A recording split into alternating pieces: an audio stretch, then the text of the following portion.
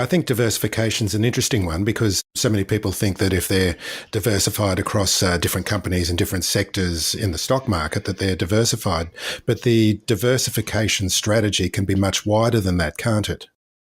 Yeah, that's exactly right. And I think one of the challenges for a lot of investors is that, as we sort of talked about at the beginning, basically most investors are long only, meaning you only do well in your portfolio when asset prices are going up, when either stock prices are going up or where you see bond prices rising.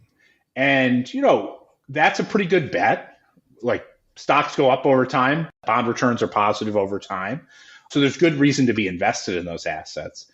But the challenge comes when you see circumstances where those asset prices don't continue to go up. So something like 2022 or the financial crisis or lots of other periods in between, where what you want to have in your portfolio that's really beneficial is something that can go short assets and help protect you in those environments when other parts of your portfolio are falling. And so I think that's one of the real benefits of hedge fund style strategies, is because they have the flexibility to go long and short. They also bring to the table what we call defensive properties, meaning when other things in your portfolio aren't doing well, they can defend the value of your portfolio, all around this idea of how do you create return consistency. Like, I think it's just such an important thing. It's easy to, there's a lot of people will be like, oh, just invest in stocks because stocks go up a lot over time. That's absolutely right. Stocks go up a lot over time.